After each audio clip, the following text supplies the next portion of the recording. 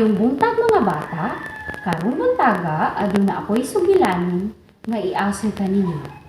Nga ang uluhan, ang manok nga si Ugis. Ang manok nga si Ugis, sinuwat ni Gina Ikabantoy o gihulagway kini ni Broderick C. Bulozos. Sa dili pa nako sugdan ang pag-asoy, gusto nako nga inyong masabtan kini nga mga pulong. Ugis, buot pasabot, puti kini nga manok. Umahay, mao kini ang lugar diin mananom og utanon og lagotmon sila si tatay og nanay. Gidani, buot pasabot, gidala or giagni. Nasabtan na ba ninyo? Sugdan na nato ang istorya. Ang manok nga si Ugis. Adunay usa ka manok nga gihinganlan og Ugis nga nagpuyo sa umahan kauban ang mga iti. Daghan sila didto og pagkaon sama-sama is ug humay.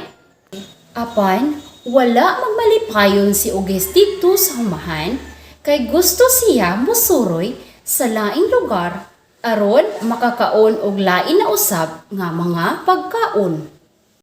Nakit-an si Ugis sa dakong uwak nga nagtungtong sa sanga sa kahoy. Iya kining gidani. Dali Ugis, uban nako. Dadon ko ikaw sa nagalain-laing lugar. Oo, ayaw pag-uban Ugis, iya kang kaunon.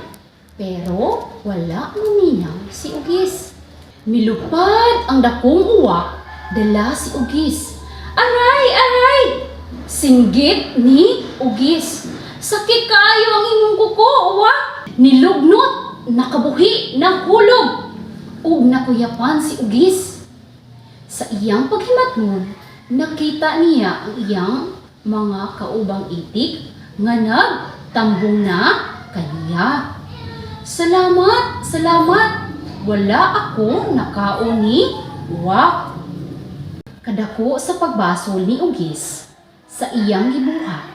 Gikan ni adto, maminaw na gayud siya sa tambag sa iyang mga kaubang itik. Kinsa ang gihisgutan sa istorya? Ang gihisgutan sa istorya mao ang manok nga si Ugis. Nganong wala man magmalipayon si Ugis didto sa umahan.